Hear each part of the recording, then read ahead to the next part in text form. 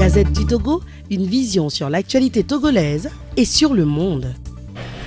Si on sent cette possibilité de retour, en fait,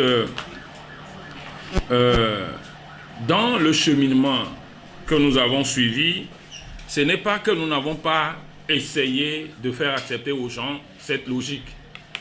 Et il fut des époques où déjà peut-être il y a des gens que nous n'avons pas besoin de convaincre parce qu'il fut des époques où des gens étaient d'accord avec nous. Lorsque nous avions envoyé notre lettre le 21 mai pour demander le dialogue direct parce que le triangulaire était un marché de dupes, c'était dans cette optique. Le jour même de la prestation de serment, il y avait un certain nombre de partis qui étaient d'accord pour qu'on prête serment. Pour revenir à cette question de celui qui a dit, mais qu'est-ce qui s'est passé? Il y avait un certain nombre de partis qui étaient d'accord sur la prestation de serment. Avant même, il y avait d'autres même qui avaient dit qu'il fallait même aller faire le recensement, même si après on n'ira pas au vote. Vous connaissez le cas Tchassona.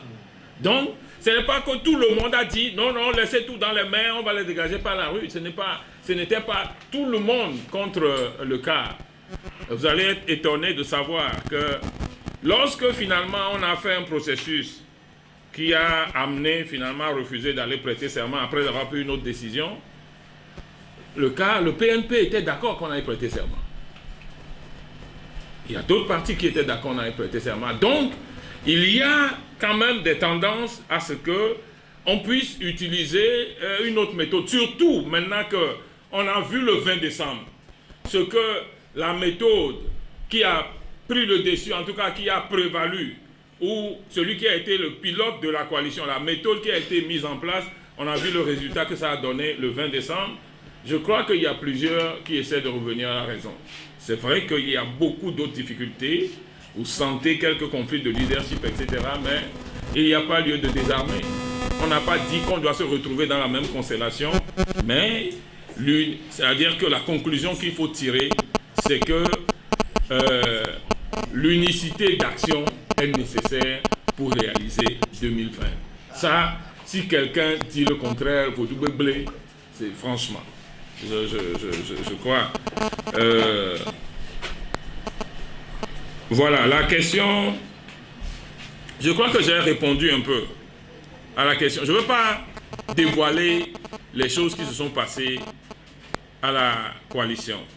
Vous avez vu le 22 octobre, vous avez vu Accra, vous avez vu Conakry, vous avez vu le retour.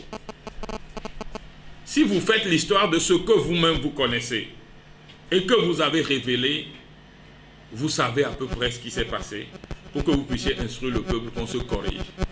Vous savez, nous, quand on a fait le 22 octobre, on a fait le truc, vous avez vu, je n'étais pas à Conakry. Moi, j'étais à Paris. Maître Abouibo était à Conakry. Ils étaient revenus.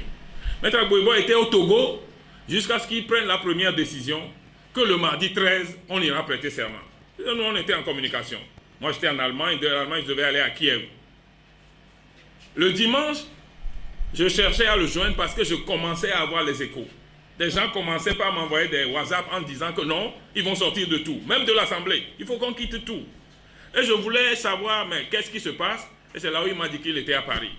Moi, j'étais en Europe. Lui aussi, il était venu en Europe. Le dimanche, j'ai appris vers 14h que Mme Adjamagbo était sur Pyramide FM avec, comment on l'appelle? Pierrot. Et a affirmé que la coalition a décidé que le mardi 13, on ira prêter serment. Donc moi, c'est le dimanche nuit que Maître Abouibo a dit de le rejoindre rapidement à Paris. Je suis allé à Paris et j'ai compris que les choses se compliquaient derrière nous, qu'il y avait une dynamique de ne pas aller prêter serment. On était tous les deux là-bas. Il m'a dit de suspendre mon voyage et de revenir. Mais le temps que je revienne, une autre décision a été prise qu'on n'ira pas prêter serment. Tout est perdu. On a perdu la main. C'est ce que vous connaissez, puisque vous savez que Mme Adjamagbo allait dire qu'on ira prêter serment. Au-delà de ça, ce qui s'est passé, vous êtes des journalistes d'investigation, vous le saurez vous-même. Ce que nous voulons, c'est une unicité d'action. Ce n'est pas de venir distribuer les torts. Donc vous comprenez qu'on s'arrête là sur ce point.